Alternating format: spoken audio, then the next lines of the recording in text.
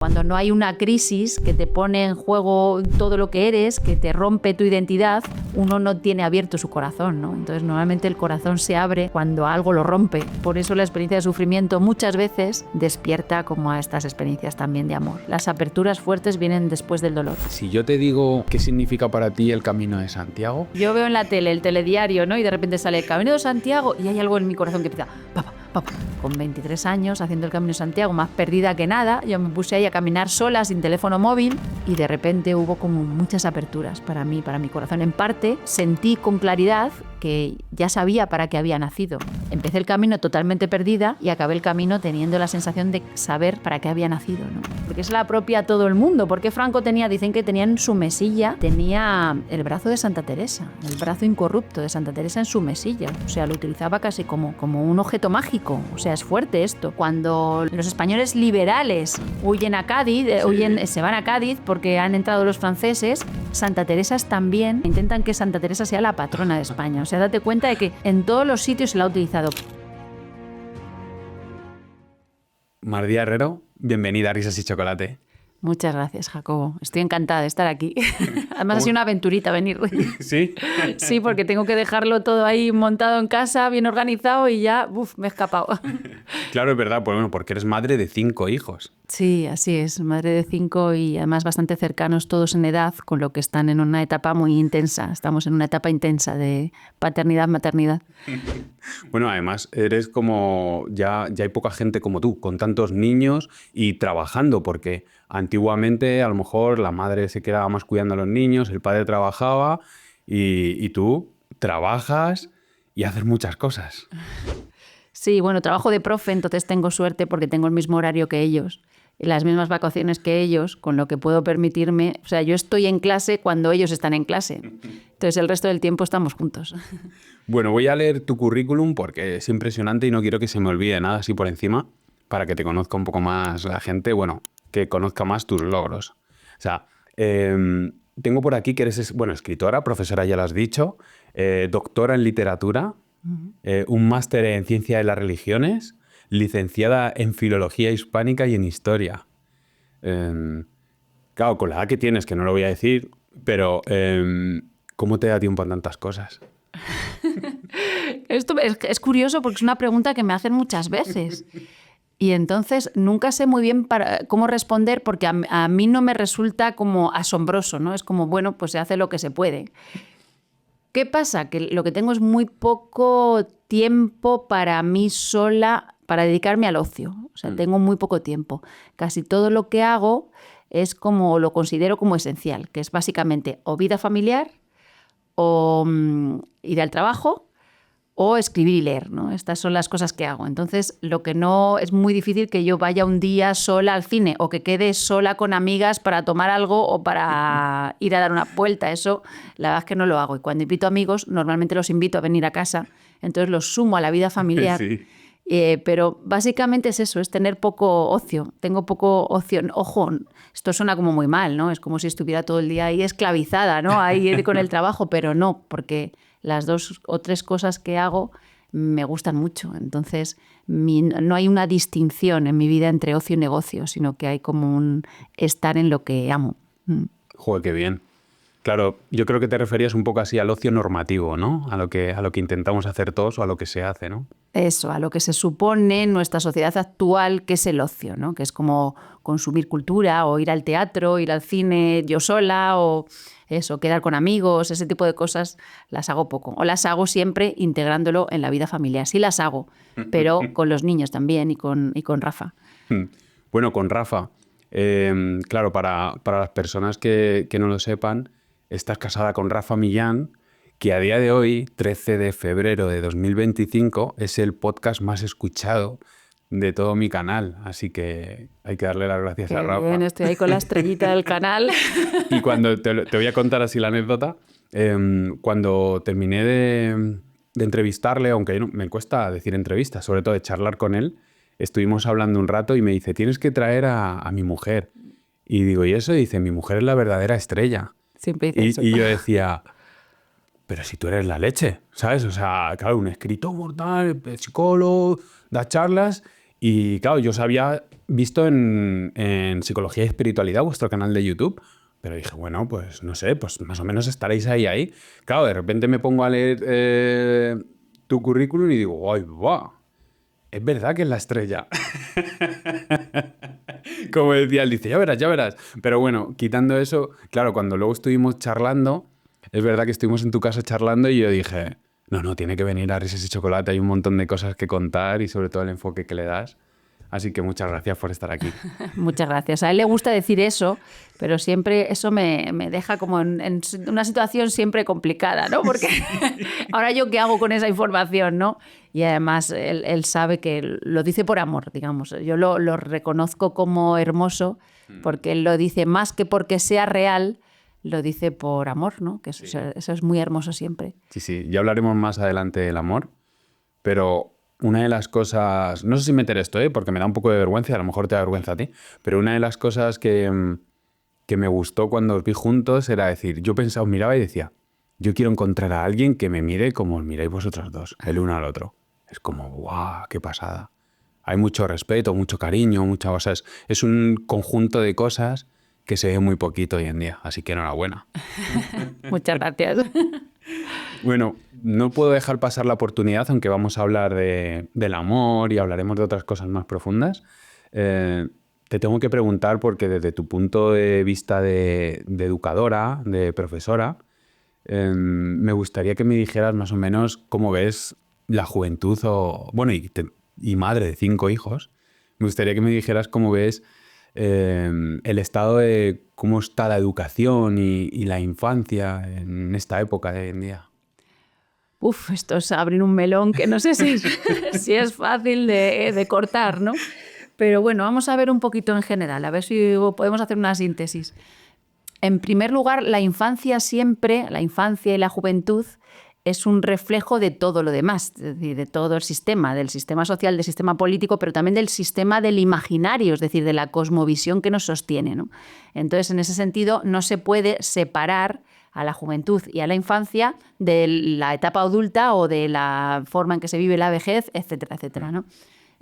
Lo que noto en general como crítica al sistema, porque en ese sentido soy bastante crítica, es que hay una tendencia generalizada, hay un despiste, más que una tendencia, un despiste o una desorientación generalizada de lo que es verdaderamente importante. Es decir, se han descuidado cosas que son centrales en el ser humano, por ejemplo, la pregunta por el sentido de la vida, preguntas filosóficas hondas, ¿qué pasa antes de nacer? ¿Qué pasa después de la muerte? ¿Para qué estamos aquí? Es decir, todas esas cuestiones filosóficas que han sido centrales a lo largo de toda la historia de la humanidad, con un sistema materialista, utilitarista, incluso cientifista, en sentido dogmático, se han ido como separando, se han ido dejando como para otro momento. Es decir, en principio, para conseguir hacer deducciones fáciles, se dejó a un lado todo lo verdaderamente importante. Entonces, cuando uno lo deja a un lado, al final acaba olvidándolo o prefiriendo mirar para otro sitio. Y en la medida en que miramos para otro sitio, ahí se esconden las grandes preguntas, y al esconderse las grandes preguntas, pues se tiende como a patologizar situaciones que son totalmente racionales y necesarias. Es decir, entonces hay una fragilización. Yo veo que hay una fragilización a la que hemos sometido a la infancia y a la juventud, y a una patologización de la misma. Es decir, florecen como todo tipo de etiquetas psicológicas, y yo creo que es dañino porque en el fondo les estamos transmitiendo el mensaje de que la vida no es sagrada. Entonces, lo primero tendríamos que reconducir esa situación, volver a ver sagrada la vida a todos los niveles, para poder comunicarles que la vida es sagrada. Y entonces es necesaria la atención, el amor, el desarrollo de la conciencia, el aprendizaje de todo lo que nos sucede, y luego esa gran armonía preciosa que es totalmente necesaria en la educación entre el amor, la entrega y el cuidado, por un lado, y por otro lado el poder poner límites, el favorecer que se fortalezcan, que los chavales se fortalezcan. ¿Qué papel crees que tienen las nuevas tecnologías, sobre todo los teléfonos móviles o las redes sociales, en esto que estás hablando? Yo soy muy crítica con el uso de teléfonos móviles y redes sociales. Esto voy a aparecer aquí la carca del canal, ya verás. Pero es que en este punto sí, soy muy crítica con el uso masivo, generalizado y casi constante de teléfonos móviles y redes sociales, bueno, incluso videojuegos en la infancia y en la etapa, en la juventud, ¿no? Porque me parece que rompen la atención, que hay una serie de cualidades del alma esenciales para crecer que las cercenan. Por un lado, la atención. Por otro lado, el realismo, el conectar con los ritmos de la naturaleza. Es decir, un niño necesita salir al campo, pues ver a los gnomos y ver a las hadas y que alguien le cuente cuentos significativos, ¿no? No que todo eso lo pasen, le den esa responsabilidad a la máquina y dejen que la máquina se lo transmita por sí misma, ¿no? Y luego después, a la vez, la mayoría de los niños tienen hoy, con 10, 12 años, tienen teléfono móvil. Y con 10 o 12 años no están maduros para gestionar un teléfono móvil, porque un teléfono móvil es siempre muy adictivo por los ritmos, por el exceso de imagen y porque está creado para generar adicción, ¿no? Entonces, son muy adictivos, les roban, les chupan la atención y entonces no les permiten de nuevo entrar en las grandes preguntas, ni conocer el ritmo de la naturaleza que necesitamos para conocernos a nosotros mismos, ni tener espacios de aburrimiento que necesitamos para desarrollar nuestra creatividad, ni tampoco, en el fondo, no les dejan como conocerse, ¿no? Es como que pasan todos los temas importantes a otro lado a través de la atención constante, algo que es muy adictivo, ¿no? Entonces, no tienen madurez para usarlo, es como darle una metralleta a un niño. Decía tu marido, que a mí me sorprendió y me encantó, que en un futuro lo ideal, o cree que pasará, que tengamos como para manejar los teléfonos móviles o las nuevas tecnologías, como que sacarnos un carnet, como cuando empiezas a conducir, que tienes que ir, pasar un examen y luego tienes la L y todo eso. Y me pareció bastante curioso y bastante que me gustaría que se hiciese, ¿no? O sea, yo creo que tendemos a eso, porque ya se están haciendo como diferentes estudios y ya se está llegando a la conclusión de que los dispositivos móviles en usos para la infancia o para la adolescencia generan muchos problemas en lo psicológico, ¿no? Entonces, en la medida en que empiecen a salir ese tipo de estudios, pues se tendrá que poner un límite, limitar de alguna manera. Yo creo que tendemos a eso. Y además cada vez hay más conciencia social. Es algo que a mí me parece evidente, pero socialmente va todo más lento, porque, claro, le tiene que parecer evidente a casi toda la población para que se dé, ¿no? Sí, escuchaba a un sociólogo el otro día en un podcast de Alex Fidalgo. Había era sociólogo, psicólogo y muchas más cosas. De esta gente como tú que estudian un montón y dices, ¿de dónde sacas el tiempo? Si a mí me ha costado sacarme un máster, tal. Decía que una persona de la Edad Media recibía el mismo estímulo durante 3 o 4 años de su vida que el mismo estímulo que ahora los niños o que un adulto puede tener en 6 horas, con la cantidad de cosas que hay fuera y con la cantidad de cosas que hay en el móvil, por ejemplo, ¿no? Las nuevas tecnologías. Sí que claro, que nosotros en 500 años no hemos evolucionado tanto cognitivamente, nuestro cerebro no ha evolucionado, tiene la misma capacidad, y que eso puede hacer que haya más enfermedades mentales y, bueno, más enfermedades de todo tipo que no podemos abarcar, que se están creando nuevas enfermedades precisamente porque nuestro cuerpo no puede aguantar el estímulo que recibimos. Eso es demasiado, es demasiado. En general para nosotros, pero imagínate para un niño, que todavía el cerebro de un niño pequeño es muy plástico, ¿no? Y hay niños que están empantallados desde muy pequeños, ¿no? Bueno, ya te he hecho el atraco a este, que... Ah, bueno, y hay otra cosa. Me gustaría saber qué opinas tú de la inteligencia artificial. Bueno, esto sí que es mejor que se lo preguntes a la estrella del canal, porque la verdad es que no... O sea, me sobrepasa, no tengo un juicio hecho todavía. Tiendo a creer que es algo que nos sobrepasa en general como civilización y que puede generar cambios que aún no imaginamos, ¿no? Tengo esa sensación. Lo que no sé es hacia dónde van a ser esos cambios, porque generalmente todo lo tecnológico en la historia de la humanidad tiene siempre dos vertientes. Lo tecnológico es amoral por sí mismo, ¿no? Es decir, que no puede ser usado positivamente para hacer un bien y puede ser usado negativamente para hacer un mal. Casi todos los avances tecnológicos tienen esa doble cara, ¿no?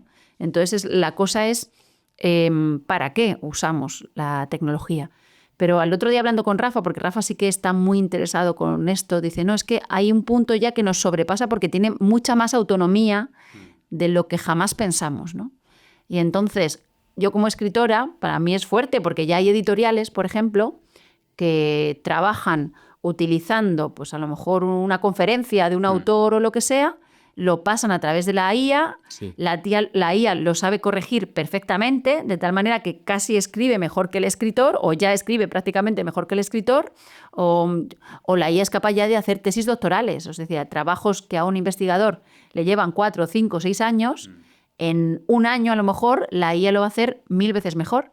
Entonces yo creo que vamos a un horizonte que es totalmente imprevisible para nosotros como seres humanos.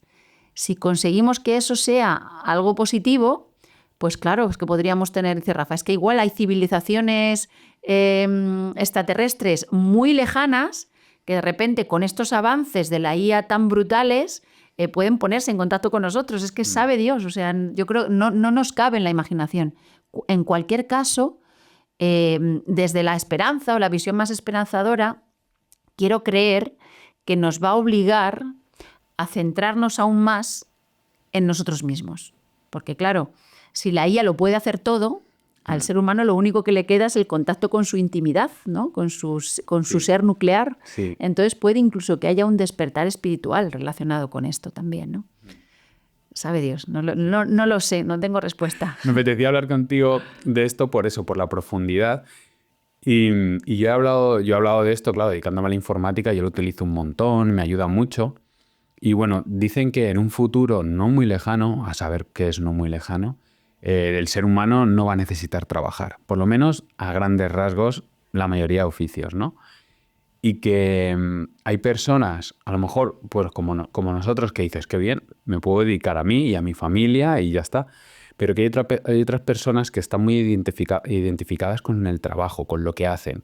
Y que sin eso podría haber grandes depresiones y grandes crisis existenciales de no tener propósito. Entonces, claro, en este canal se habla mucho del propósito. Y claro, es preocupante de cara pues a la salud mental, ¿no?, de la población. Espero que la gente vaya encontrando su propósito, que cada vez hay más desarrollo personal, ¿no? O sea, está como más de moda, la gente está mirando más en esa dirección. Sí, hay un grupo de población, hay gente que está muy centrada en eso ahora de repente, sí, o hay un despertar colectivo también relacionado con eso. Sí, así es. Es curioso, ¿no? Porque claro, yo como escritora digo, claro, es que dentro de 2 o 3 años es probable que la IA escriba 1000 veces mejor que yo, incluso con mi estilo, ¿no? Entonces me van a poder sustituir perfectamente una inteligencia artificial. Pero yo amo el proceso, no solo amo escribir y amo publicar y amo el resultado, pero también amo el proceso, ¿no? Entonces la cosa será en qué se convierte ese proceso. El proceso artístico, por ejemplo. No tengo ni idea, la verdad, no tengo ni idea. Bueno, podrías escribir, aunque sea para publicarlo sin competir con nadie, no es bueno. Y también hacerlo mejor o peor es tan subjetivo que igual hay personas que no diferencian de si ha escrito un libro una IA o no, y otros que sí, que no, que hay cosas que el ser humano transmite, ¿no? Y que a lo mejor no te transmite una máquina. Puede ser. Quiero puede creer, ser. ¿eh? Pero yo ya he probado a pedirle sonetos a la IA y cada vez lo hace mejor, ¿eh? Sí. Y asusta, porque hace unos sonetos ya que dices, madre mía, había que ser un genio en el 17 para escribir esto, ¿no? Sí. Bueno, tú la puedes entrenar, ¿eh? La puedes entrenar para que piense como tú y coja tu estilo y entonces tú darle tus ideas y que lo escriba como tú y en realidad casi lo estás escribiendo tú. Bueno, ya veremos. Pero es verdad que uno necesita no solo disfrutar del proceso, por un lado, también necesita sentir que lo que hace tiene un eco en otros. Esto es muy hermoso, claro. Dices, no, es que hay gente que se identifica mucho con su profesión. Claro, es que la profesión es la manera en que nos damos al mundo. Y en esa necesidad de recibir y de dar es hermoso, porque claro, a uno no solo trabaja para que le paguen. Esto me lo dicen a mí siempre mis alumnos. Profe, ponos un examen tipo test porque así tardan menos tiempo en corregirlo y entonces es bueno para nosotros y es bueno para ti. Y entonces yo siempre les digo, claro, aquí voy como, soy muy antisistema, ¿no? Porque soy muy antimaterialista, ¿no? Digo, es que a mí me hace más feliz que vosotros desarrolléis vuestra capacidad de escribir, aunque yo me lleve más tiempo corrigiendo. Y eso es difícil de explicar, ¿no? En una sociedad materialista, pero realmente es así. Es decir, uno necesita sentir que lo que hace tiene algún receptor al que le ayuda en otro sitio, ¿no? Entonces eso no sé cómo se gestionará. Vamos a ver. Ya lo veremos. Ya lo veremos.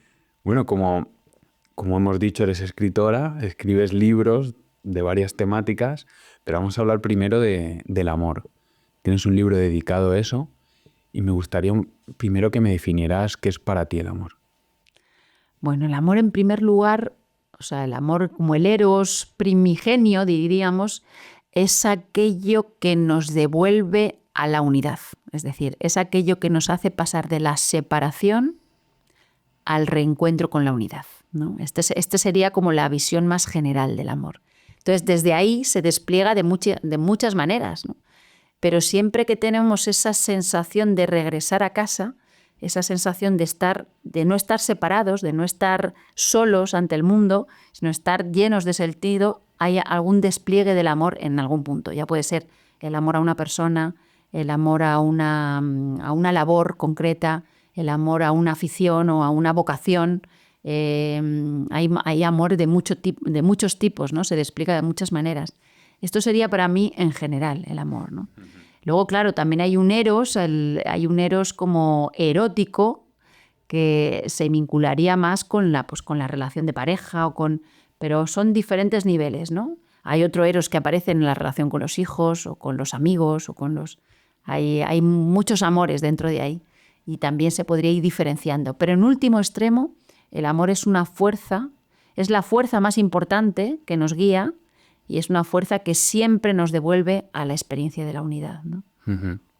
Te he escuchado, hablando del amor, el concepto de transversalidad para conectar entre todos nosotros.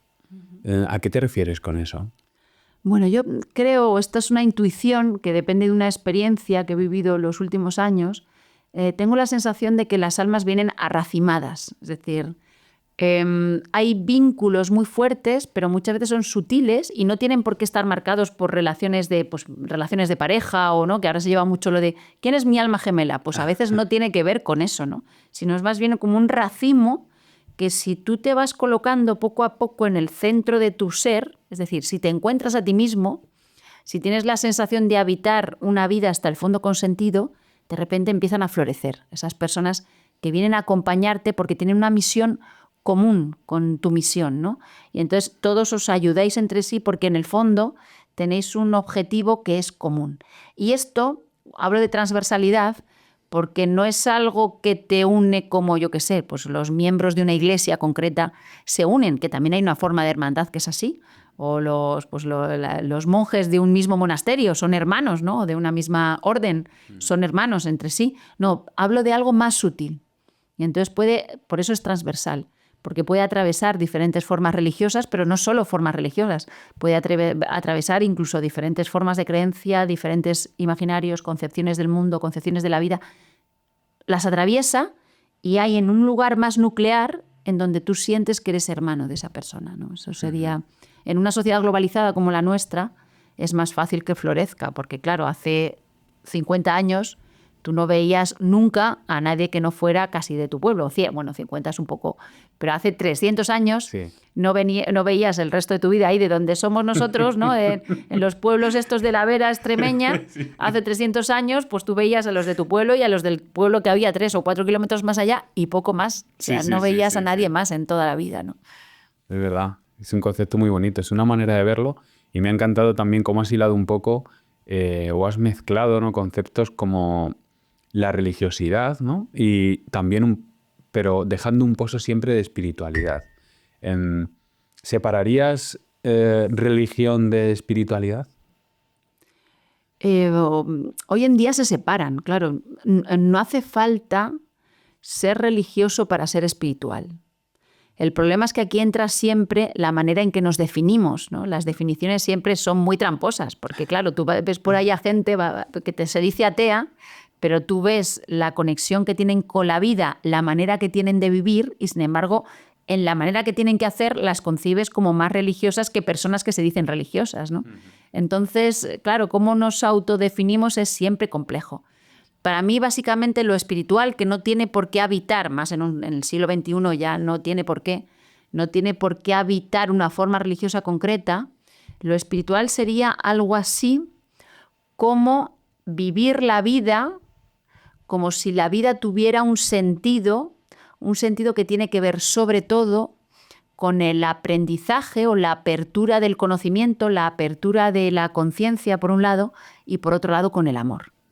En la medida en que habitamos así, pues vivimos una vida espiritual. Eso tiene que formalizarse en una religiosidad concreta, en una religión concreta.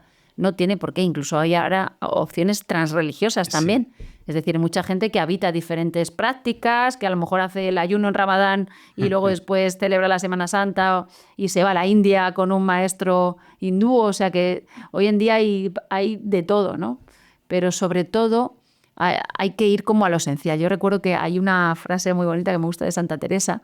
Una vez tenían varios de los grandes hombres teólogos que la rodeaban, entre ellos San Juan de la Cruz, estaban dialogando sobre una frase de la Biblia, y entonces le pidieron a ella que diera su visión después de teologizar todos y de decir respuestas súper complejas, y ella dijo: Dios me libre de gente tan espiritual.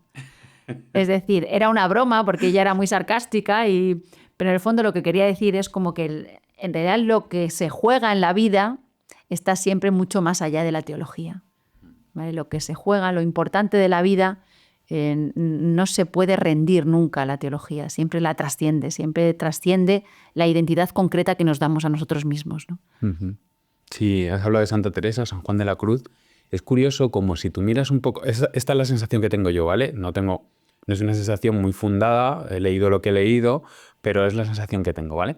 Tú te pones a leer a antiguos escritores o inventores, científicos, y eran muy religiosos. O sea, la mayoría eran muy religiosos. Y ahora, hoy en día, me da la sensación de que si te dedicas a la ciencia, como que tienes que ser ateo. O sea, como que se pelean un montón. Entonces es curioso cómo hemos ido un poco como para atrás, ¿no?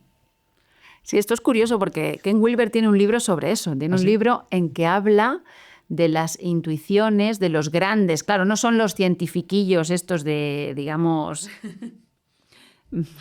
del montón, ¿no? Sino habla de los grandes científicos, de los grandes físicos del siglo XX. Y entonces insiste, pero saca simplemente sus testimonios. Y entonces insiste en que todos ellos, en el fondo, tenían una pregunta sobre el absoluto, una concepción del misterio y una conexión con el misterio que era casi mística, ¿no? Entonces, yo creo que el cientifismo burdo ha formado una nueva especie de clero medieval, ¿vale? De clero medieval dogmático. Y entonces ya no nos hace posible que nos hagamos todas las preguntas. Y en realidad yo creo que estamos llamados a preguntárnoslo todo. Y curiosamente, esa es la actitud más científica posible, pero esa es la actitud más espiritual posible. Porque en el fondo, el que se plantea por el espíritu es el que se abre al misterio. Y el científico está siempre haciendo preguntas porque sabe, en el fondo, sabe que hay mucho más misterio que respuestas. Si consideras que casi todo son respuestas, entonces te has vuelto un dogmático, ya sea un dogmático religioso o un dogmático que se dice científico. Es decir, yo he conocido a algunos científicos que decían como que positivistas, que la ciencia estaba ya a punto de descubrirlo todo. Pero si la ciencia está a punto de descubrirlo todo y no tiene una conciencia de ese misterio abismal que siempre nos va a trascender y nos va a sobrepasar, en el fondo no es un científico sino un dogmático, ¿no? Sí.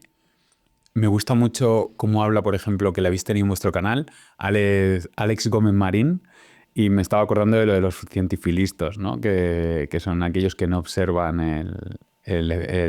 ¿cómo le llaman? El fenómeno, porque ya creen que el mundo o el universo va a funcionar de una manera y no se hacen tantas preguntas. Y me ha recordado justo a eso.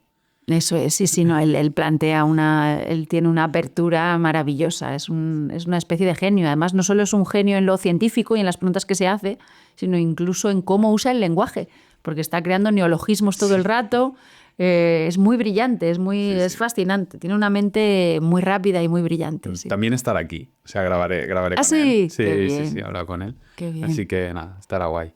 Bueno, pues seguimos con el amor. Perdón, porque te he hecho, o sea, me he ido a la espiritualidad y tal, pero me ha llovido la idea de los científicos de antes y de ahora. Y al final ligando. Hay una pregunta que te quiero hacer porque me gusta, o sea, ya te he escuchado la respuesta, pero me gusta que la des aquí.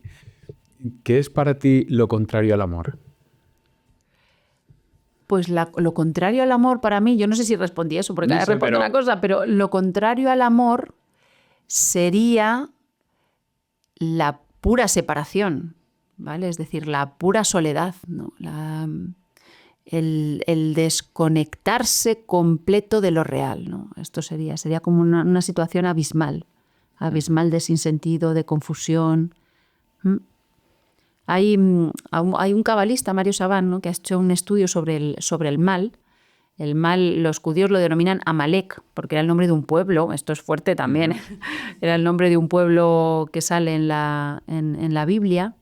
Y entonces dice, no, es que el mal puro en realidad no existe, no puede manifestarse, porque en la medida en que hay algo que se manifiesta, siempre tiene un poco de luz divina, de luz de bien, ¿no? O sea, por el mero hecho de que algo suceda, aunque parezca una cosa muy horrible, siempre guarda algo de luz, ¿bien? Si hay algo que es mal puro, enseguida se autodestruye a sí mismo, ¿no?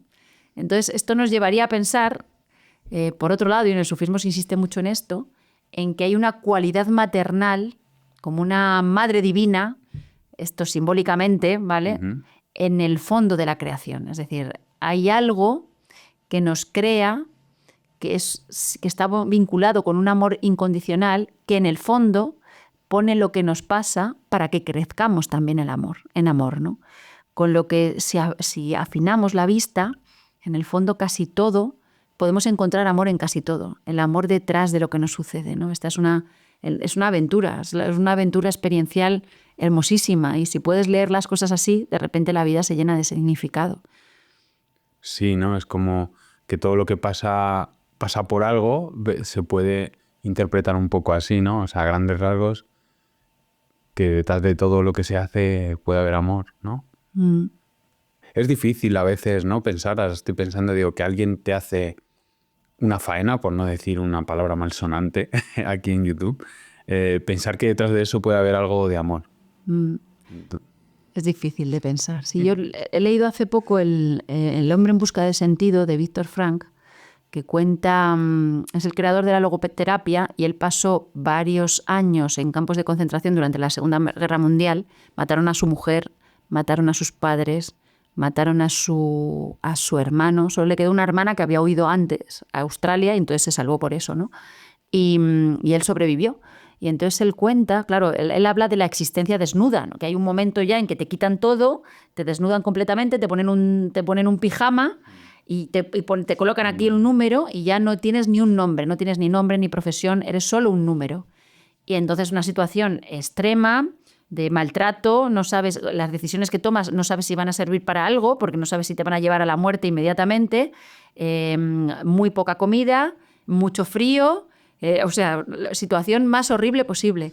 Y él dice que, sin embargo, claro, él escribe un libro sobre el hombre en busca del sentido, entonces también fue una situación excepcional la de él, pero las situaciones excepcionales nos pueden servir de modelos. Sí. Porque el modelo no es lo estadístico, no tenemos que fiarnos de lo estadístico. Si hay una persona que ha conseguido encontrar el sentido, pues vamos a buscar ese modelo, ¿no? Sí.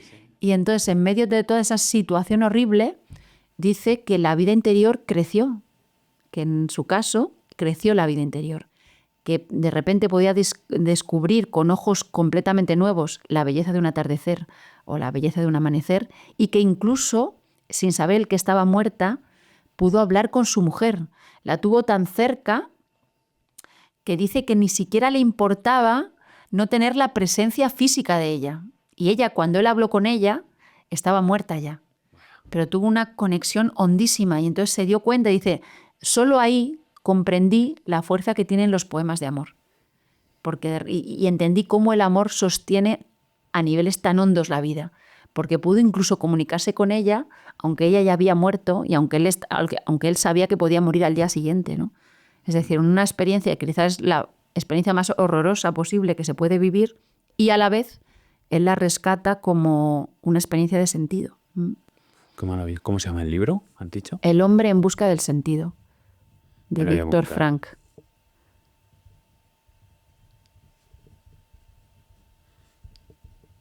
Sí, voy a apuntar. Aunque yo soy un llorón. Cuando lea esas cosas Vas voy a a estar llorar. ahí, voy a estar llorando. Ya verás tú, sí, es un libro para llorar, sí. Sí, pues esto iba como a mi siguiente pregunta, pero es que ha venido como al pelo, que ¿tú crees que en ese momento Víctor Frank estaba experimentando el amor incondicional? O sea, todos creemos que es el amor incondicional, pero yo no lo tengo muy claro. O sea, a lo mejor puedo sentir lo que es, pero no tengo muy claro qué es el amor incondicional. Claro, ¿no? Porque tenemos fogonazos de experiencias, pero claro, sumergirse en ese océano es muy difícil. Sumergirse, yo tampoco lo sé muy bien, ¿eh? Yo me fío de lo que cuentan otros. No, pero por ejemplo, personas que han tenido ECMs, experiencias cercanas Sí. a la muerte, que hoy en día también, yo creo que parte de la apertura del paradigma científico actual puede venir por ahí, por el análisis de las ECMs. ¿Por qué? Porque claro, es una situación liminar en que de repente el cerebro ha dejado de funcionar, el cuerpo entero ha dejado de funcionar y sin embargo la persona sigue teniendo experiencia. Y tiene experiencias pues del tipo ve qué es lo que llevan vestido, cómo van vestidos sus seres queridos que están al otro lado de la habitación, escucha lo que están hablando los médicos y cuando vuelve a la vida lo puede referir y efectivamente es lo que habían dicho. Es decir, hay como ciertas pruebas que evidencian que había conciencia, ¿no? Entonces, Sí. es como que puede mostrar que la conciencia está más allá de la vida física del cerebro, ¿no? Este es el punto. Por eso puede abrir el paradigma cientifista. Y los que vuelven de experiencias cercanas a la muerte y luego lo testimonian, muchos de ellos hablan de ese amor incondicional. Entonces dicen que hay como un amor que no te pide nada, que te sostiene independientemente de todo lo que hayas hecho, que te sostiene independientemente de todo lo que haya pasado y que está ahí antes y que está ahí después esperando, ¿no? Y es hermosísimo porque esto da mucha esperanza. Incluso ese amor incondicional te pone todas las pruebas, también las más traumáticas, que vivimos en la vida, ¿no? Está esperando siempre al otro lado. Esto es lo que cuentan ellos. Yo he tenido alguna vez algún pequeño atisbo, pero no llega a la fuerza de los que lo cuentan. Me fío de los que lo cuentan. Sí, es como un poco el camino espiritual cuando compartes con personas.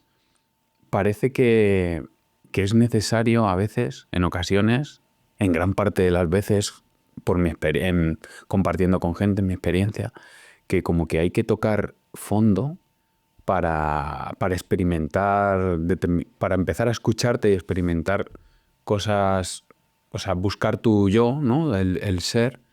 Y esto parece un poco así, ¿no? O sea, que para experimentar el amor incondicional tienes que estar en una situación muy límite, ¿no?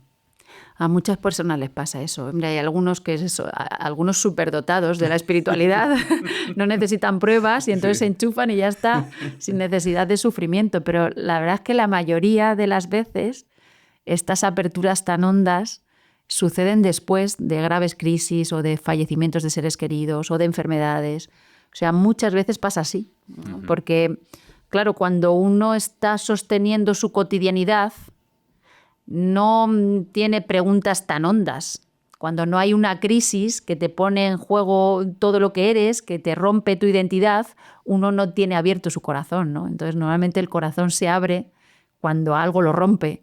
Y por eso la experiencia de sufrimiento muchas veces despierta como a estas experiencias también de amor. Es triste, ojalá no lo necesitemos, pero en muchos casos es así. Las aperturas fuertes vienen después del dolor. Sí, sí. ¿Por qué te decidiste a hacer un libro hablando sobre el amor? Pues Yo quería hablar sobre la hermandad transversal, ¿vale? Pero claro, la fundamentación teórica tiene que ver, o sea, la encontré cuando intenté hacer una síntesis para un curso sobre cábala y sufismo. Es curioso porque era un curso sobre cábala y sufismo, es decir, sobre la mística judía y la mística islámica. Y entonces, de repente, decidimos hacer una sesión, lo hacíamos entre Rafa y yo, una sesión sobre lo que significaba Jesucristo en el Islam, ¿no? En el sufismo. Y estudiándolo a fondo, dije, necesito hacer una síntesis de los evangelios. Si yo tuviera que resumir los evangelios y la enseñanza de Jesús, no tanto la vida de Jesús, sino la enseñanza de Jesús, ¿con qué me quedaría? Y entonces fui resumiendo y haciendo resumen del resumen y haciendo resumen del resumen, y al final me di cuenta de que el propio Jesús había hecho una síntesis de su enseñanza, porque cuando le preguntan por la ley, él lo reduce al mínimo, reduce toda la ley judía al mínimo, porque es una síntesis pura de la ley judía, lo que él dice, ¿no? Y es el amarás a Dios sobre todas las cosas y al prójimo como a ti mismo. Al prójimo como a ti mismo implica un viaje de ida y vuelta, es decir, un diálogo entre lo otro y el yo, ¿no? Y entonces este amor, que es el fundamento del cristianismo, en el fondo es lo que nos posibilita como el saboreo de lo espiritual, de lo verdaderamente espiritual, que tiene que ver siempre el corazón en el centro de una especie de cruz simbólica, y esa cruz simbólica es el amor en vertical hacia el misterio, a quien no le guste hablar de Dios, el amor en vertical hacia el misterio, hacia aquello que está más allá de todo lo que se puede nombrar. Y claro, el corazón se va abriendo hacia eso. Si no hay misterio, no hay necesidad de apertura. Entonces, por un lado, el corazón se abre en vertical, y por otro lado el corazón se abre en horizontal hacia todos los seres, también hacia sí mismo, ¿no? Hacia todos los seres y hacia sí mismo. Al principio se traducía este prójimo, Antonio Piñero, traduciéndolo desde el griego y desde el latín. En latín era proximus, entonces en realidad él traduce el prójimo como vecino, porque en principio la propuesta de Jesús era para los judíos, pero en el fondo ese prójimo en un mundo globalizado como el nuestro ya es el mundo entero, ¿no? Entonces hay ese diálogo entre el prójimo es el próximo, el que se te pone delante, pero se te puede poner delante una persona de Japón o una persona de Senegal inmediatamente, ¿no? Sí.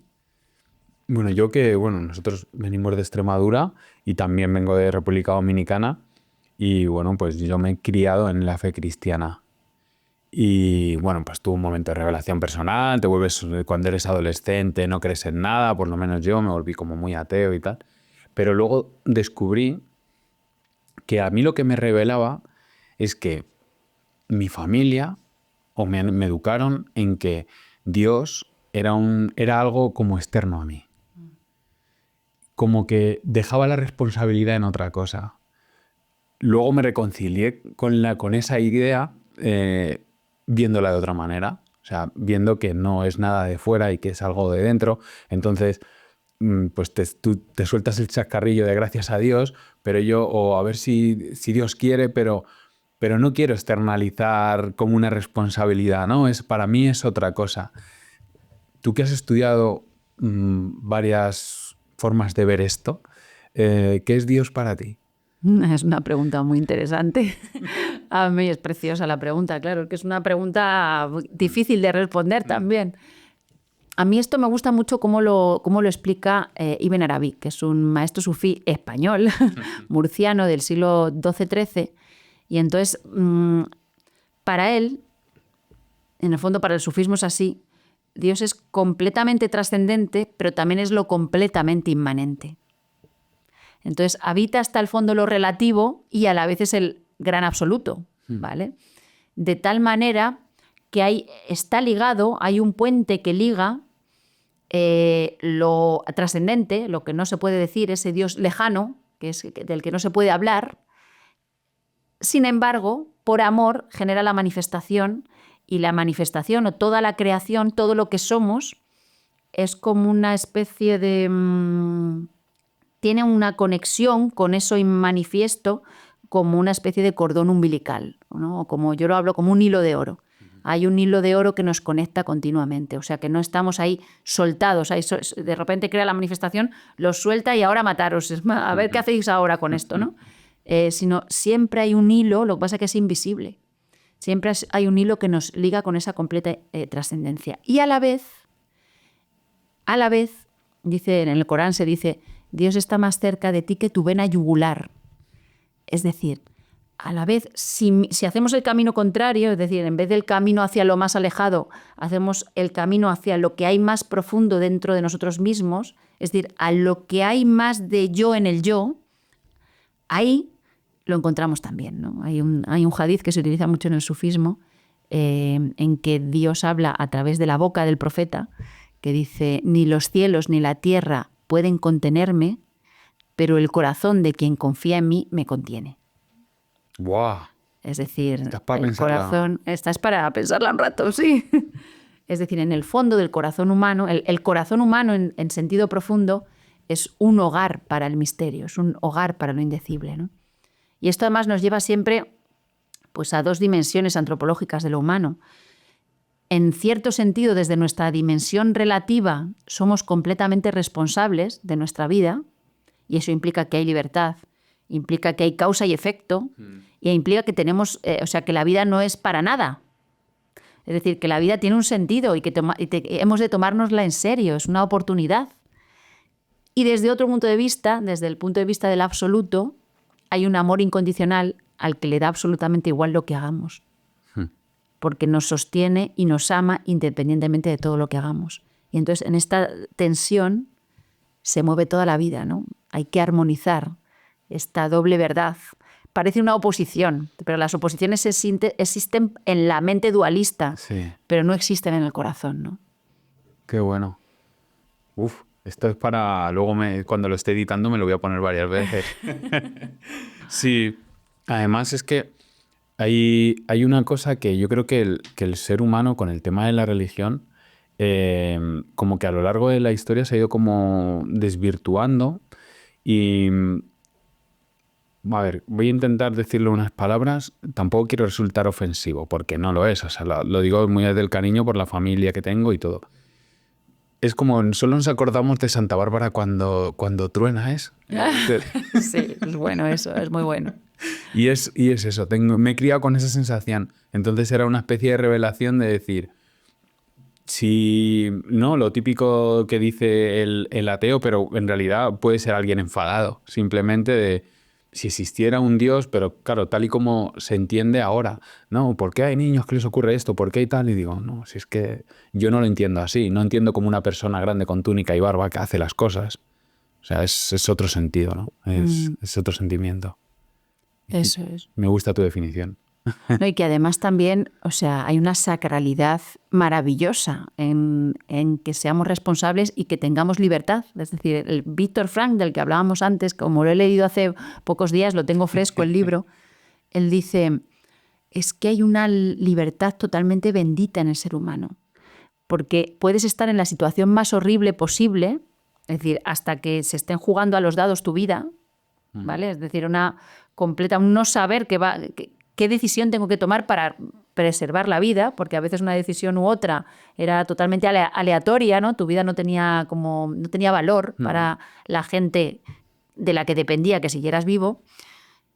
Incluso ahí, en esa situación extrema, hay una libertad humana. O sea, el ser humano puede decidir qué actitud tomar, incluso ahí, ¿no? Eso es puramente sagrado. Y entonces también es necesario para nosotros sentir que claro, si estuviéramos simplemente movidos por hilos, mis hijos a veces, a mí me hace mucha gracia porque dice, yo creo que Dios es como un videojuego, entonces él está jugando y nosotros somos los personajes del videojuego, ¿no? Hay a veces que alguno de mis hijos ha hecho esta reflexión, ¿no?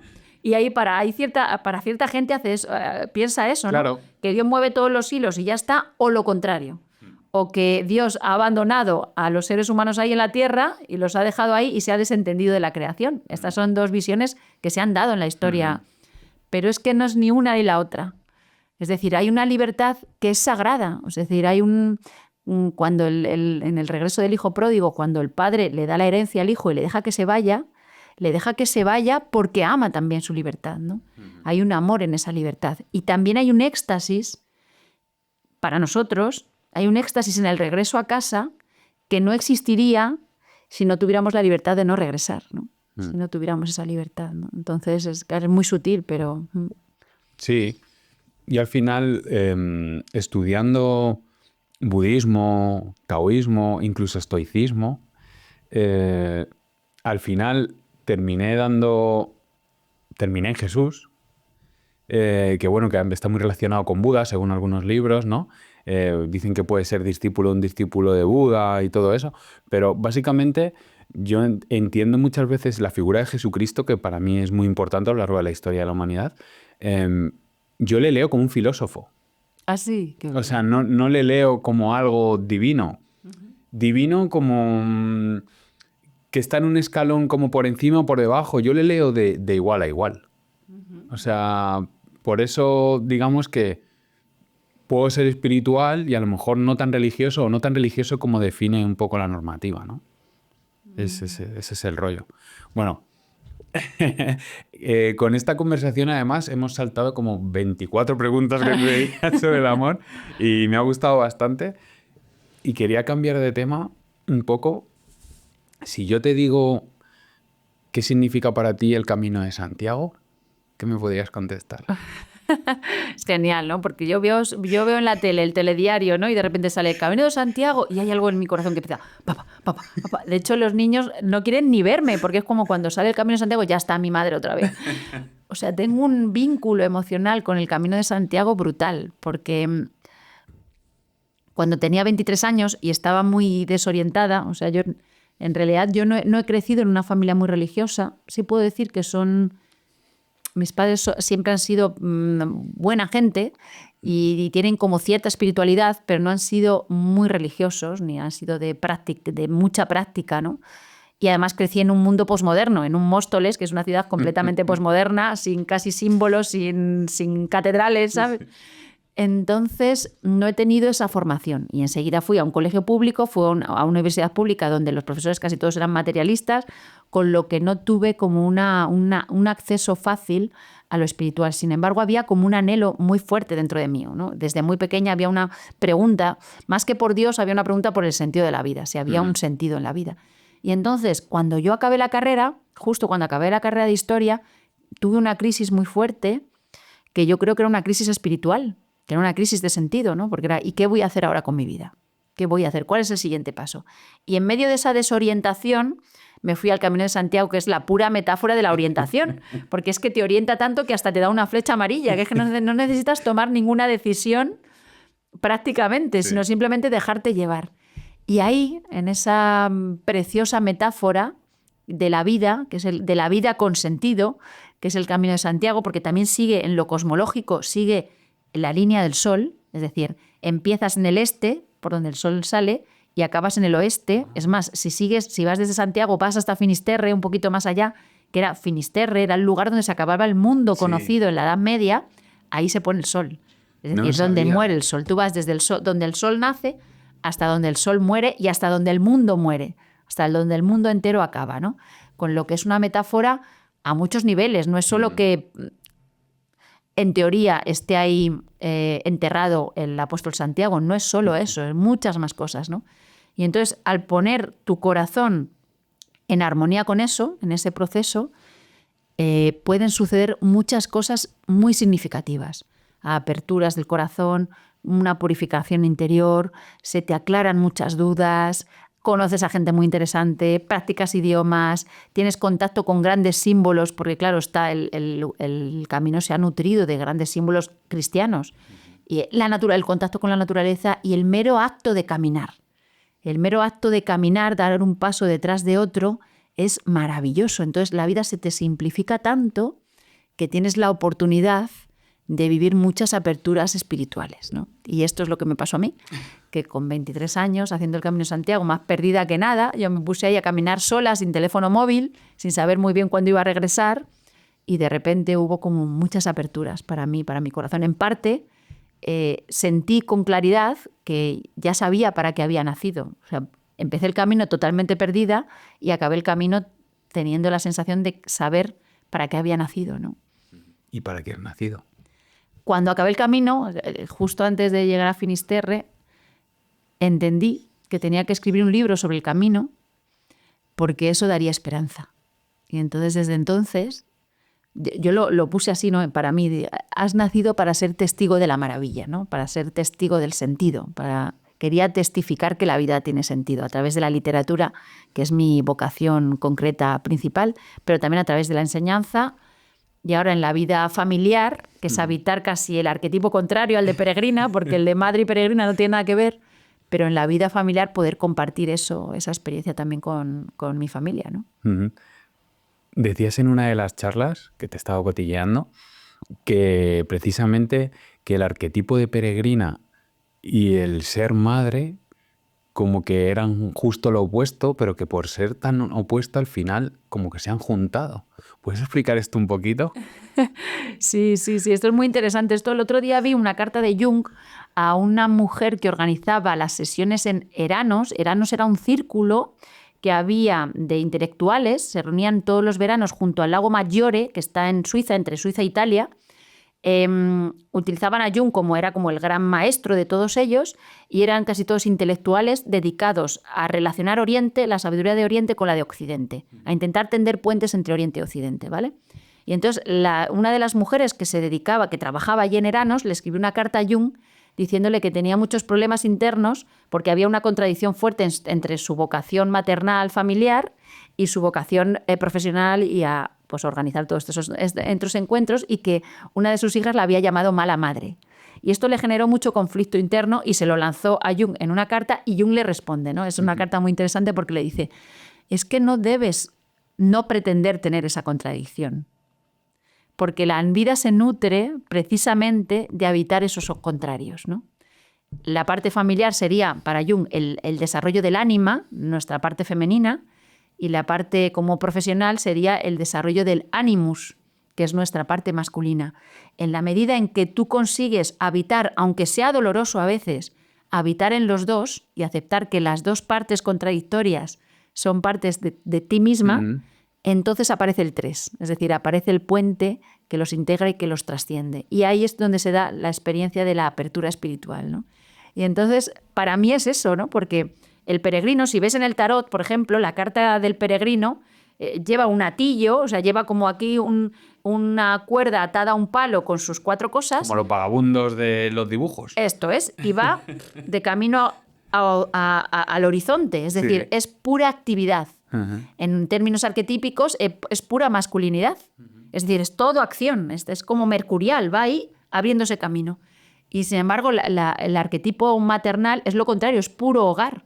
No se mueve nunca, lo que está es como acogiendo. Está siendo hogar, sentada en su casa, amamantando y esperando a que los niños vengan, ¿no? Son como dos posiciones casi contrarias. En la medida en que yo he habitado a una hasta el fondo, entiendo también la otra hasta el fondo, ¿no? Y a la vez se unen, ¿no? Entonces, para mí ha sido esencial. Hay una búsqueda de la alteridad que es completamente sagrada. Por ejemplo, cuando Francisco de Asís se va a buscar al sultán, él coge y está obsesionado él descubre su vocación concreta. Su vocación concreta era predicar. Hay un momento con 27 años que de repente tiene una revelación durante una misa y dice, ya sé para qué he nacido. Esta llamada del corazón, que es como una anunciación, ¿no? De una llamada de un ángel. De repente su corazón explota y dice, ya sé para qué he nacido para predicar. Y él está ahí, tiene un éxito cuando predica brutal, es decir, hay conversiones, hay milagros, la gente se cura, la gente acaba llorando, o sea, le siguen las masas, lo llaman a todos los pueblos, ahí tiene el éxito total. Y sin embargo él se empeña en viajar a Oriente, a ver al sultán de Egipto. Se estaban celebrando, era la época de la Quinta Cruzada, es decir, había guerras entre cristianos y musulmanes por Tierra Santa, y el tío se va, teóricamente, dicen los biógrafos, para buscar el martirio o para convertir al sultán, ¿vale? Esta era como la razón consciente que daba. Pero en la razón inconsciente, en el fondo, ¿qué estaba buscando Francisco? Lo que estaba buscando era la completa alteridad. Eso es lo que él estuvo buscando siempre.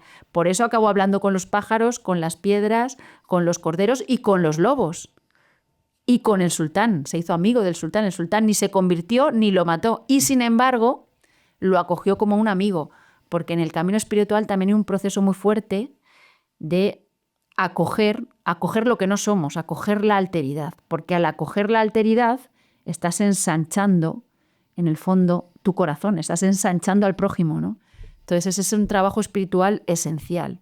Es muy peligroso creer que estamos ya en... Los exclusivismos religiosos son peligrosísimos. O sea, ya he encontrado la religión verdadera, el grupo de la religión verdadera, los que se van a salvar y los que llevan razón y los demás todos al infierno. Es peligrosísimo porque la vida espiritual necesita que tú te abras continuamente a la alteridad, es decir, a la posibilidad de que sea el otro el que se salva, ¿no? Qué bueno, y pues se puede extrapolar al día de hoy, ¿no? O sea, que al final, digamos que te tienes que poner en los zapatos como del otro o de tu opuesto, ¿no? Para intentar entenderle, y si le entiendes, al final vas a tener de los dos lados, ¿no? Un poco. Eso es, eso es.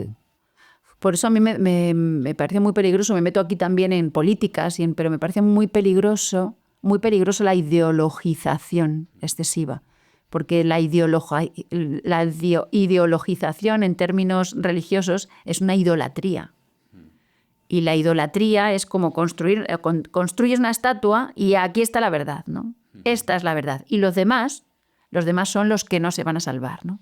Y esto es muy peligroso para nosotros mismos. Sí, para mí lo que puede ser eso en la actualidad, de una manera, no sé ni siquiera si es sutil, es cuando te identificas con algo. O sea, nos están polarizando a lo mejor en general, le estamos viviendo en una sociedad muy polarizada o que induce a que nos polaricemos y nos identifiquemos con algo, y parece que cuando surge algo que está como en contra de algo que es con lo que nos hemos identificado, nos sentimos atacados. Así es. Y eso fomenta aquí, pues no sé, un poco el odio con lo que mola que todos nos llevamos bien, ¿no? Así es. Es una especie de los conspiranoicos dicen que es una especie de control de masas, ¿no? De que mientras estemos peleándonos entre nosotros no miraremos para arriba. Claro, eso es, claro, así es.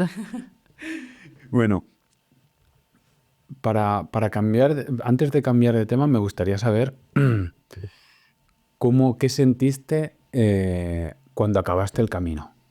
O sea, cuando acabas, porque yo todavía no lo he hecho, o sea, me acuerdo que dije, cuando acabé la oposición, da igual el resultado y tal, al final fue bien.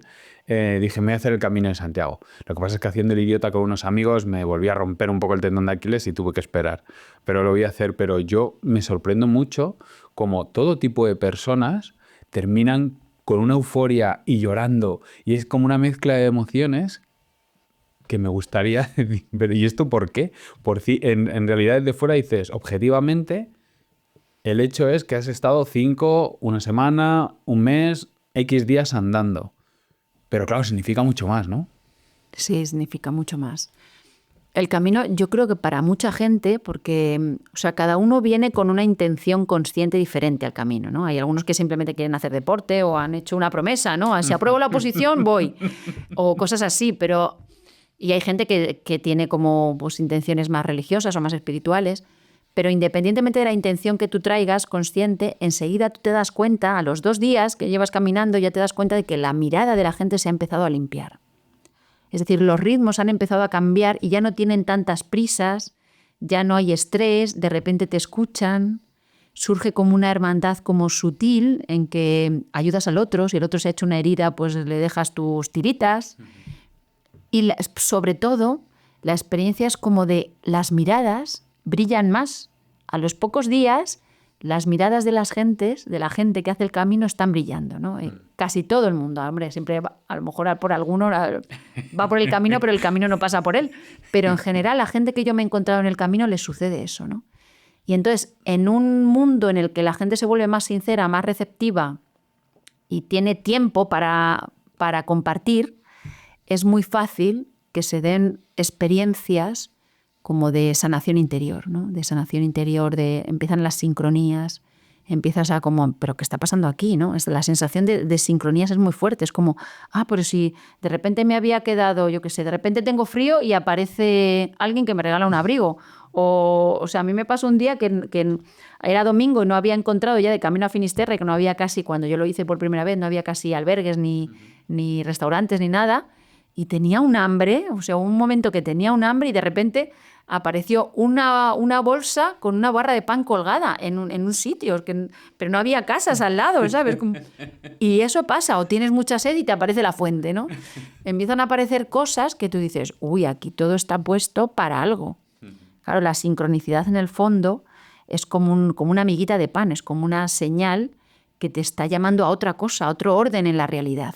Y desde ahí tú empiezas a escarbar un poco y empiezas a encontrarte con el sentido. A lo mejor no se ha posado en tu vida hasta entonces, pero ahí de repente ves que hay una voluntad amorosa que te está guiando y que está detrás, como cuidando lo que sucede, ¿no? Está abrazándote casi sin que te des cuenta.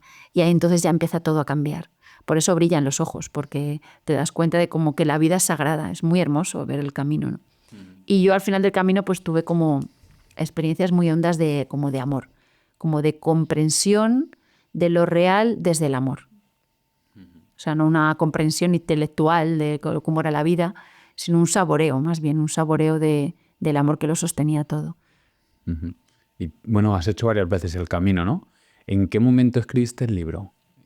El camino lo he hecho 6 o 7 veces, 8 yo creo, y lo escribí, o sea, yo escribí un diario del camino a la vez que yo caminaba, y entonces, y supe que tenía que escribir un libro sobre el camino. Pero claro, con 23 años no estaba preparada para escribir eso, ni siquiera lo había podido digerir. Hay cosas que uno sabe que tiene que hacer, pero se dilatan en el tiempo y te piden mucha paciencia. Cuando nos mudamos de casa, yo perdí ese diario. Lo metí en alguna caja, se perdió y yo pensé que se había perdido de verdad. Pero cuando nos mudamos a la casa en la que vivimos ahora, de repente cogimos, porque habíamos estado de alquiler hasta entonces, Rafa y yo nos casamos, empezamos a tener hijos, y ya nos establecimos en una casa comprada. Ahí, de repente, mis padres me dieron las cajas que eran mías, sí. Y un día, en una de esas cajas, cuando estábamos haciendo la mudanza, descubrí el cuaderno y luego 100 páginas que yo había escrito tentativamente con 23 años nada más regresar y que había dejado ahí. Y esto yo tenía como 12, 13 años después de haber hecho el camino. Y estando de baja maternal de mi cuarto hijo, como por las mañanas llevaba a los mayores al cole y me quedaba con él en casa y le daba de mamar muy, muy temprano y se dormía a veces toda la mañana, porque como en la tarde no podía dormir porque estaban los gritos de los hermanos, pues se pasaba dormidito toda la mañana prácticamente y ahí es cuando lo escribí. En la baja maternal, pues con 36 años, lo había hecho con 23, 13 años después. Qué bueno, ¿eh? Joder. Esas cosas así, a mí me ha pasado, bueno, todavía creo que tengo cajas en casa de mi madre, al principio, cuando te vas a ir y dices, bueno, voy a dejar esto aquí y tal, y cuando lo abres es como el cofre del tesoro. También me sorprendió muchas veces abriendo cosas de mis padres y de mis tíos en casa de mis abuelos y eso, y siempre había algún regalo, pero, joder, ese sí que fue un regalo. Y es maravilloso porque la memoria, o sea, lo que sucede tampoco es casual. Y entonces hay a veces que te encuentras con cosas que te traen nuevas comprensiones de lo que es tu vida y de lo que eres tú mismo y te vienen a través de recuerdos que estaban por ahí metidos en cajas, ¿no? Sí, sí, sí. Yo ahora estoy haciendo una formación en sistémica, ¿no? Podemos decirlo así. Y tienes que hacer un árbol genealógico y un histograma. Y, ¿no? Tanto en vertical como en horizontal. Me ha recordado cuando lo estás explicando. Y claro, te pones ahí, pues voy a casa de mi madre y todo eso, y te pones a ver fotos antiguas, abres cosas que a lo mejor ni siquiera has visto porque eran de tus padres, y es como un viaje en el tiempo y me parece todo un regalo. Es maravilloso. El trabajo de la sistémica a mí me encanta. Yo he trabajado mucho también internamente con la sistémica familiar y ha sido muy sanador para mí cuando era más jovencita, sobre todo. Sí, sí. Uy, yo no sé si siendo más jovencito hubiera podido, ¿no?, recibir esa información. Es como, es como un tsunami de emociones. Sí, es muy fuerte, no, claro, porque es que te tocan las raíces, ¿no? Entonces es muy fuerte el trabajo que se hace a veces con la sistémica. Uh-huh. Bueno, vamos ahora con Santa Teresa de Jesús, que me interesa un montón. Y te voy a decir por qué me interesa, que es una chorrada. Pero nosotros cuando estábamos en el parque con 16 años... Y bueno, tomábamos determinadas sustancias, ¿no? Y se apareció Santa Teresa. Y hablábamos mucho de Santa Teresa. Teníamos la tontería de decir, Si Santa Teresa lo hacía, ¿sabes? Esto nosotros vamos a ver qué nos revela y ese tipo de historias, pero quieras que no, una chorrada de adolescentes se te queda ahí y como que vas cogiendo cariño a determinadas personas que no has conocido y que has estudiado en el instituto por encima, ¿no? Pero para ti, ¿qué es Santa Teresa de Jesús? Pues precioso. Yo diría que es como una de mis guías vitales fundamentales, porque claro, a la vez tenía un anhelo de aventura muy fuerte y una vida espiritual muy fuerte, o sea, era una peregrina y también tenía la vocación literaria. Entonces se dieron las dos cosas, con lo que es una maestra para mí en lo espiritual, pero también es una maestra en lo literario, ¿no? Es una maestra doble que me ha guiado en la vida pues en todo momento. Yo tengo una sincronía vital con Santa Teresa y es que más o menos cuando nazco, mis abuelos se van a vivir a Ávila, mis abuelos que eran cacereños de Pasarón de la Vera. Mi abuelo era policía, entonces fue cambiando de sitio a lo largo de su vida profesional, pero más o menos cuando yo nací se fueron a vivir a Ávila porque mi tía se casó con un abulense y entonces tuvo 3 hijas enseguida y mis abuelos, como para echarle una mano, se fueron allá a vivir a Ávila. De tal manera que he tenido contacto con Santa Teresa, porque en Ávila Santa Teresa aparece por todos los sitios, hasta hay yemas de Santa Teresa, hay dulces de Santa Teresa, hay tapas, vas a un bar y te tomas una tapa de Santa Teresa. Eso no lo sabía. Sí, está Santa Teresa por todos los sitios, no solo está el convento en el que ella estaba y las estatuas, sino hay mucho más, ¿no? Está todo el rato presente, con lo que he tenido esa conexión desde muy pequeña, ¿no? La tenía hasta en la sopa, la tenía constantemente. Más allá de eso, para mí Santa Teresa es, aparte de que es un genio literario y que fija el castellano en cierto sentido, es una mujer que supo hasta el fondo unir la acción con la contemplación. ¿Vale? Es decir, ella decía que reivindicaba mucho el papel de Marta, la hermana de Lázaro. En la Biblia, Lázaro tiene 2 hermanas, Marta y María. María está escuchando a Jesús cada vez que Jesús viene y Marta es la que le sirve. Y Jesús regaña a Marta. Le dice como que tiene las de perder porque está hacendosa cuando tendría que estar escuchando al maestro y ya está. Y entonces parece que en la Biblia Jesús prefiere a María. No se sabe si esta María es María Magdalena. Es probable que María de Betania sea María Magdalena. No está claro según cómo ha derivado la cosa históricamente, pero es posible, ¿no? Y Marta queda relegada. Sin embargo, Santa Teresa reivindica a Marta, porque dice que es necesaria constantemente la unión entre la contemplación y la acción. Es decir, ¿cuáles son las pruebas para mí, dice ella, de que lo que me viene en oración es real y no es un flipe mío?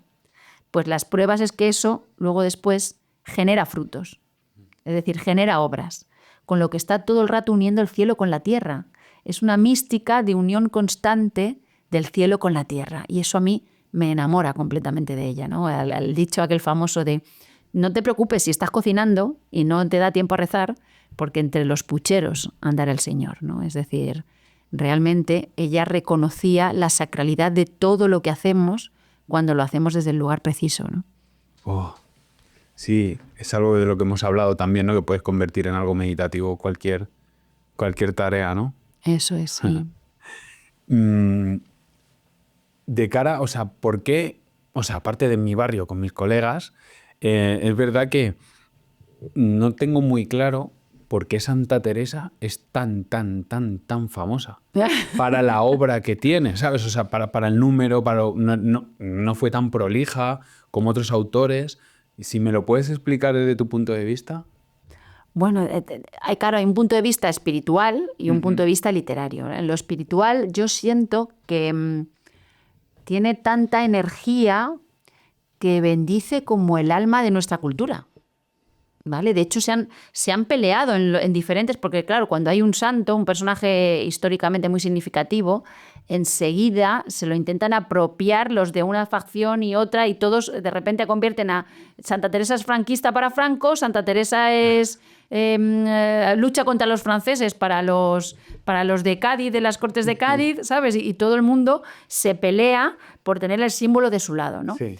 ¿Por qué sucede esto, no? ¿Por qué se la apropia a todo el mundo? ¿Por qué Franco dicen que tenía en su mesilla, tenía el brazo de Santa Teresa, el brazo incorrupto de Santa Teresa en su mesilla? O sea, lo utilizaba casi como un objeto mágico. O sea, es fuerte esto. ¿Por qué lo han utilizado? Pero es que cuando se crea la primera Constitución, cuando los españoles los españoles liberales huyen a Cádiz, se van a Cádiz porque han entrado los franceses. Santa Teresa es también como la patrona. Intentan que Santa Teresa sea la patrona de España. O sea, date cuenta de que en todos los sitios se la ha utilizado. ¿Esto qué pasa? ¿Qué es lo que hay de fondo? Pues yo creo que de fondo hay una energía espiritual muy fuerte que atraviesa su existencia individual y que bendice el alma de nuestra cultura, ¿vale?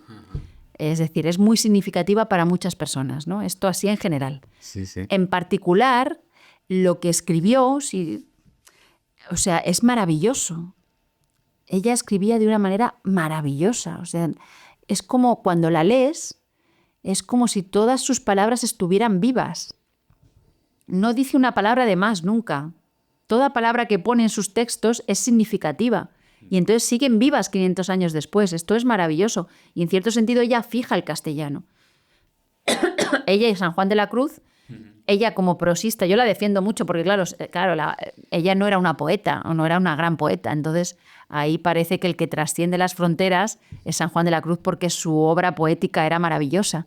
Pero ella lo hace fijando en la mística, en la prosa mística, porque su prosa mística es también la unión de Marta y María. Es decir, ella es capaz de unir hasta el fondo lo contemplativo con lo activo, ¿no? Y entonces ella es capaz de estar escribiendo por la noche y por el día viajando en un carro por caminos llenos de baches o con mucho calor, viajando de aquí para allá para fundar sus conventos, ¿no? Y entonces tiene las dos cosas a la vez. Tiene esa dimensión completamente mundana, por un lado, y tiene también esos arrebatos místicos continuamente, ¿no?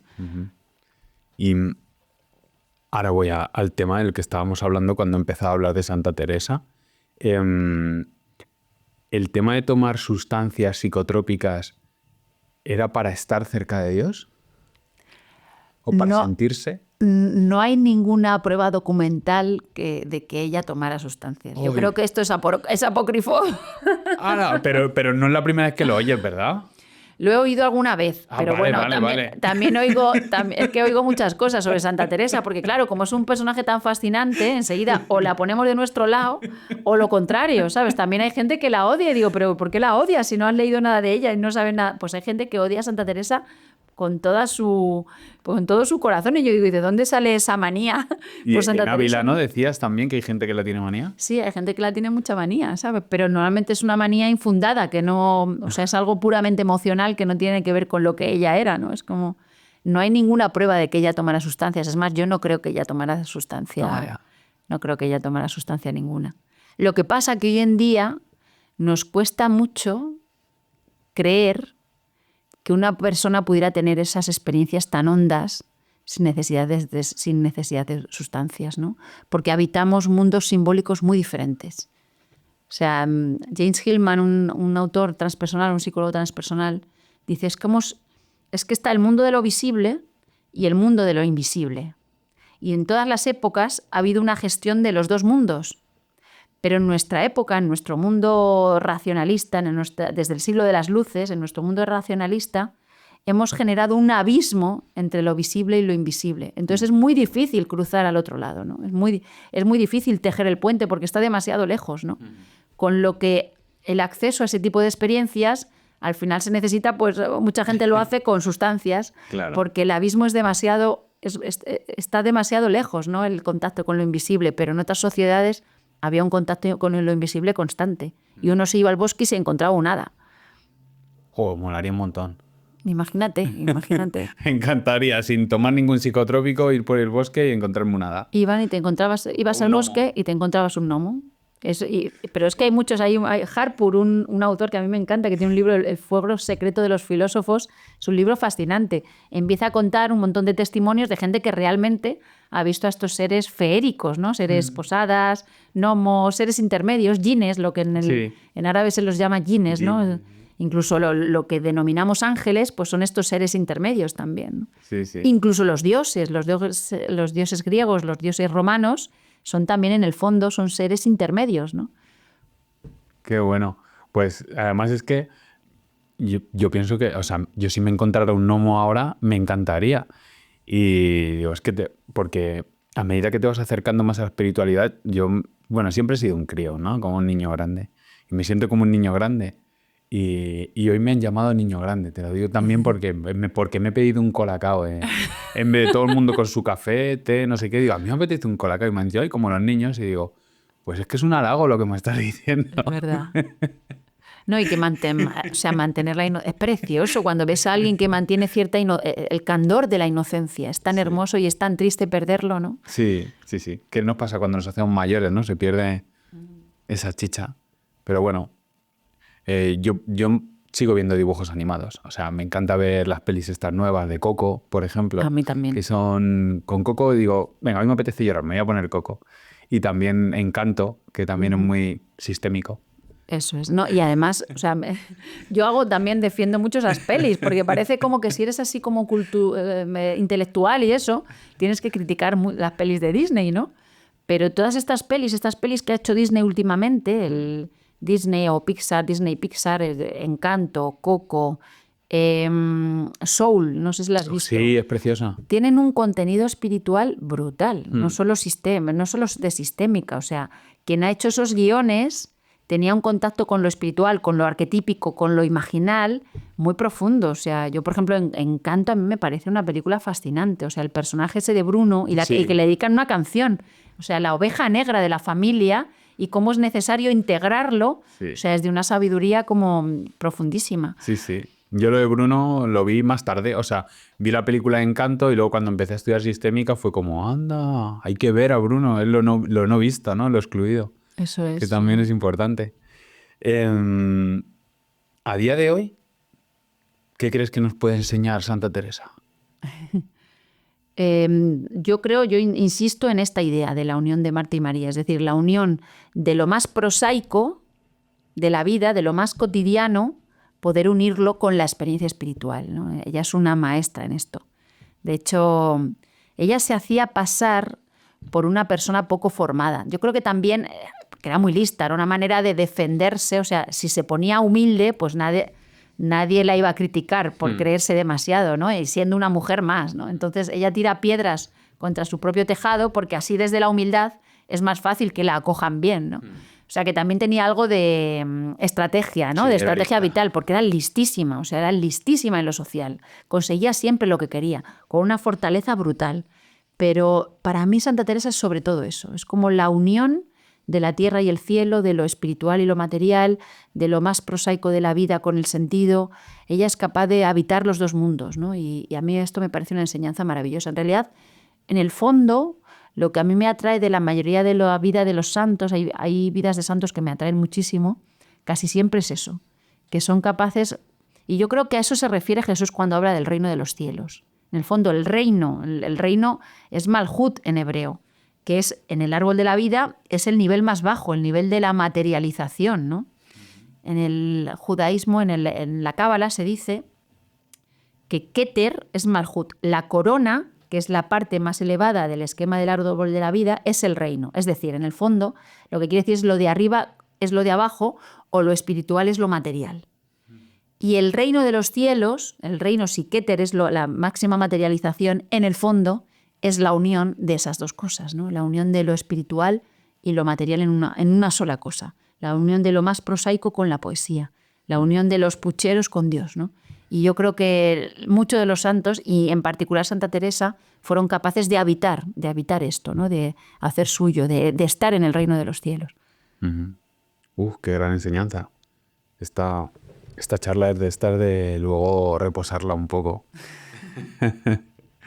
Bueno, ahora vamos con unas preguntitas como más personales, ¿no? O sea, os las hago a todos los invitados que paséis por aquí. A veces depende del tono de la charla, pues es más profunda, pero nosotros vamos a continuar con la línea de profundidad. Y sobre todo, bueno, la primera pregunta es, ¿qué es la felicidad para ti? Para mí la felicidad tampoco es una cuestión estadística. He visto algunos vídeos hoy en día como que conciben la felicidad, hacen como una encuesta sobre felicidad a 100 personas o 1.000 o 100.000 Y entonces al final la felicidad se identifica como algo estadístico, ¿no? Es como, vale, si la mayoría han dicho pues salir los fines de semana, pues check. Si la mayoría han dicho, ¿entiendes? Sí. Para mí la felicidad hay diferentes propuestas, ¿no? Y también hay cierta individualidad en la manera que tiene cada uno de hallar la felicidad. Pero la felicidad es como una especie de efecto secundario de hacer lo realmente importante. Es decir, de conectarnos con el centro de nuestra vida y de ir hasta el fondo de nuestra vida, ¿no? Y la felicidad viene después, pero la felicidad no es lo contrario al sufrimiento. Hay a veces que el sufrimiento es lo que te regala, es estar en el centro, la experiencia de estar en el centro. Y para mí es más importante la experiencia de estar en el centro que la felicidad así, ¿no? Hablaría más bien como de plenitud o de encontrar a fondo el sentido. Esto es la verdadera felicidad para mí viene con esto, con encontrar a fondo el sentido. Decía Santa Teresa, aquí tenía ya una respuesta muy bien. ¿De qué se trata la vida? Y decía, en el fondo la vida es poder entregarnos todas al todo sin hacernos partes. Oh. Es decir, unificarnos, volvernos al uno, ser de una sola pieza.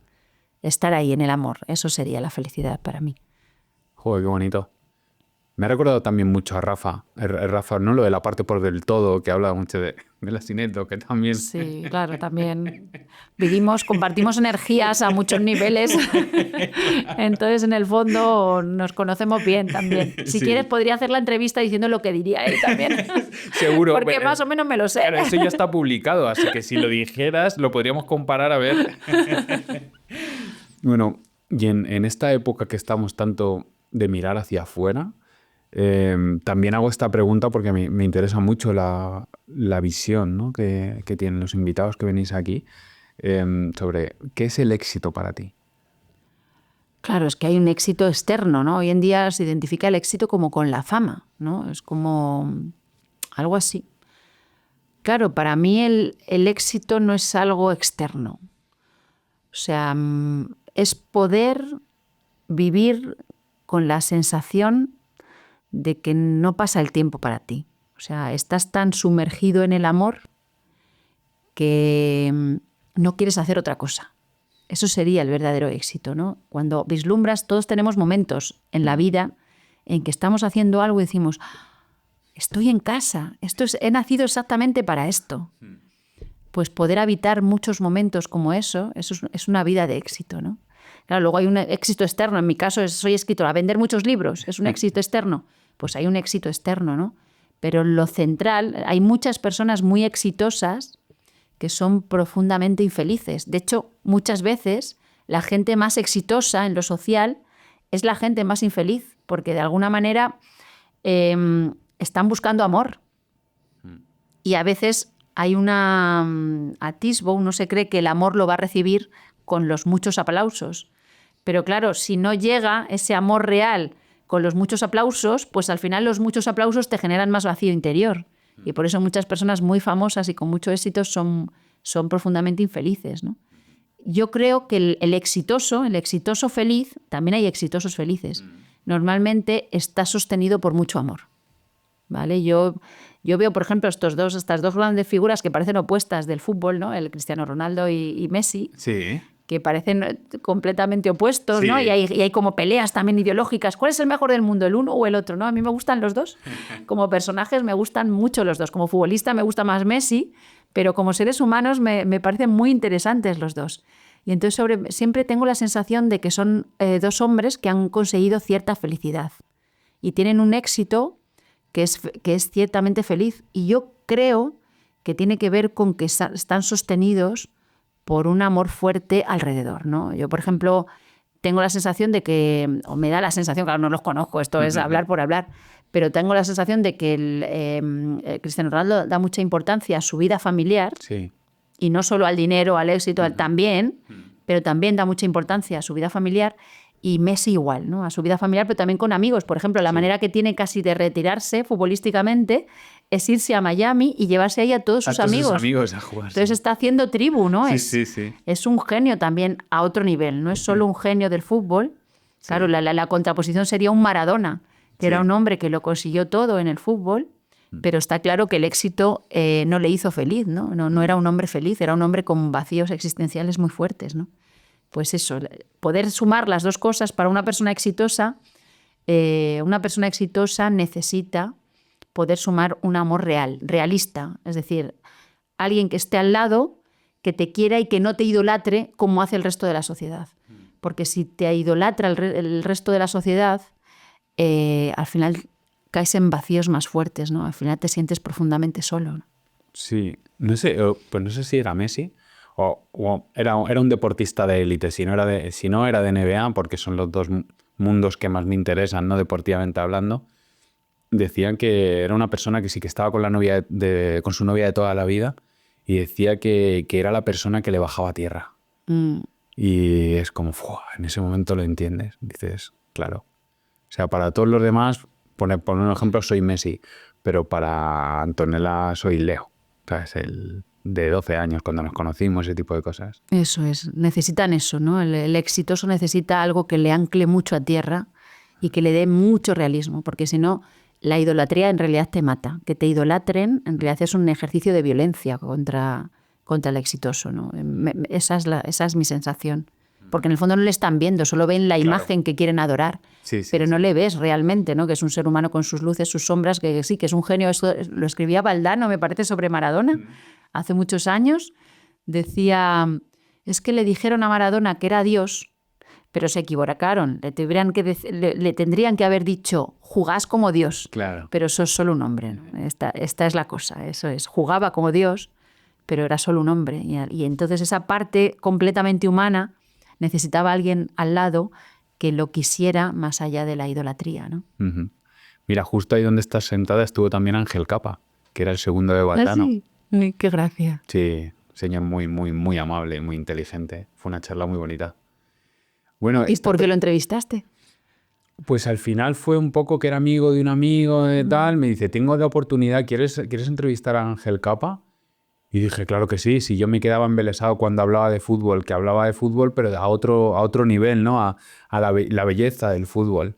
Y dije, sí, venga, va. Y vino aquí, estuvimos hablando sobre todo de eso. O sea, no hablábamos de fútbol en sí, la conversación giró sobre todo a la belleza del fútbol y a lo que significa. Él ponía el fútbol como si fuera una obra de arte. Entonces, a partir de ahí aprendí a amar el fútbol y ver esa belleza del fútbol.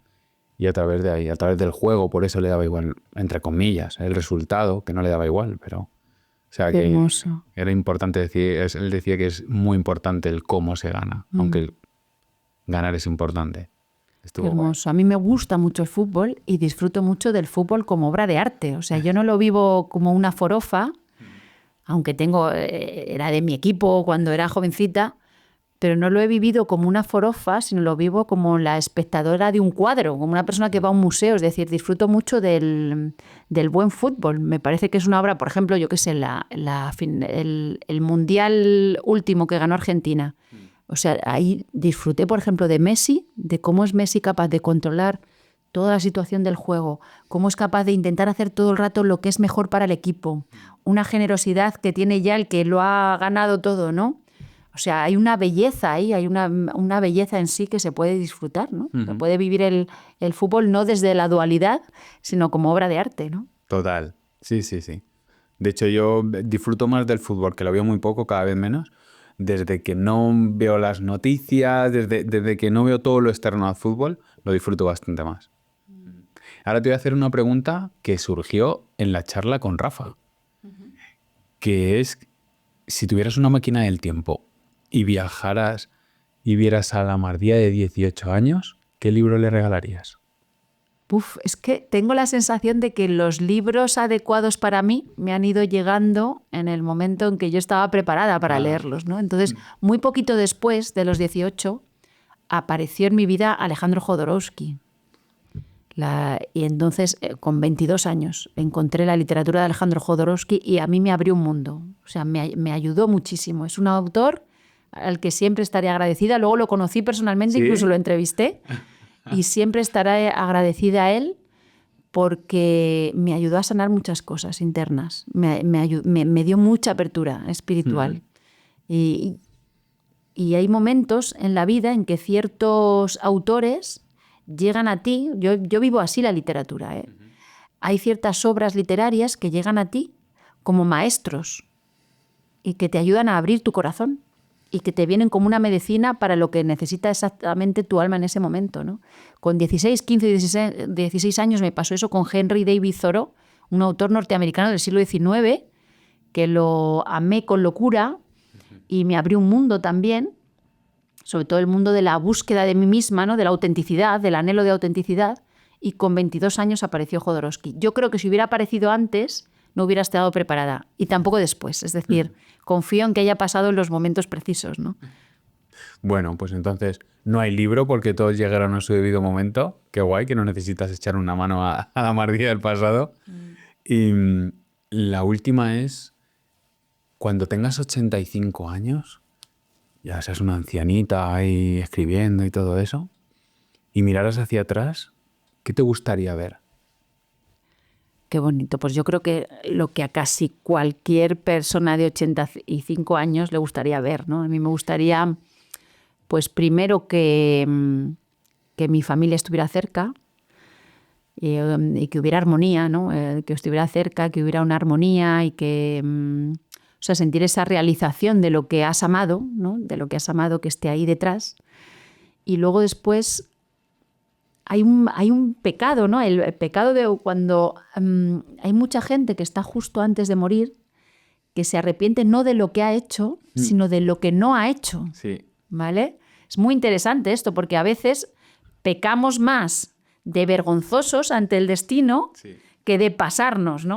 Es muy interesante y esto acude, ¿no? A mí me gustaría haberme atrevido a hacer hasta el fondo lo que yo anhelaba, ¿no? Lo que anhelo, es decir, haber podido ser lo que anhelaba. Y ese ser lo que anhelo incluye poder comunicar esa experiencia honda del sentido, esa experiencia honda del amor que nos habita, poder comunicarlo pues a través de la enseñanza, a través de la escritura.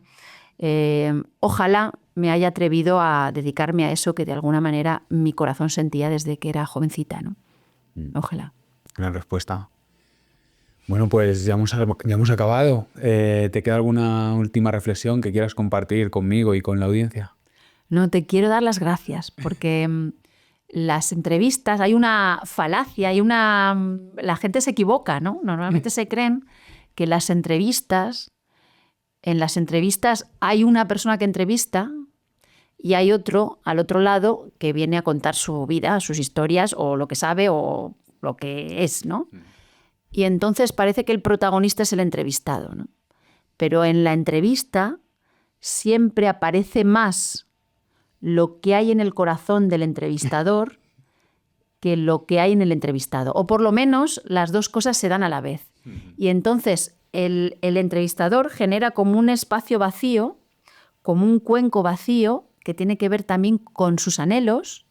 Y entonces ahí hay una fusión, de tal manera que no es nunca el protagonista el entrevistador, sino que se da una fusión entre ambos, ¿no? Entonces he tenido la sensación, a lo largo de este rato, he tenido la sensación de que había una apertura preciosa, ¿no? Ha habido una invitación a una apertura preciosa. Ojalá te sigan acompañando personas a las que les des este cobijo, ¿no? De apertura preciosa y al otro lado lo hayan podido percibir también.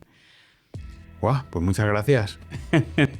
Así que pues nada, pues María Herrero, muchas gracias por estar en Risas y Chocolate. Muchísimas gracias por invitarme, por ese título tan bonito que tiene Tus Risas y Chocolate. Es dulce, es muy bonito y bendiciones a todos los que nos vean.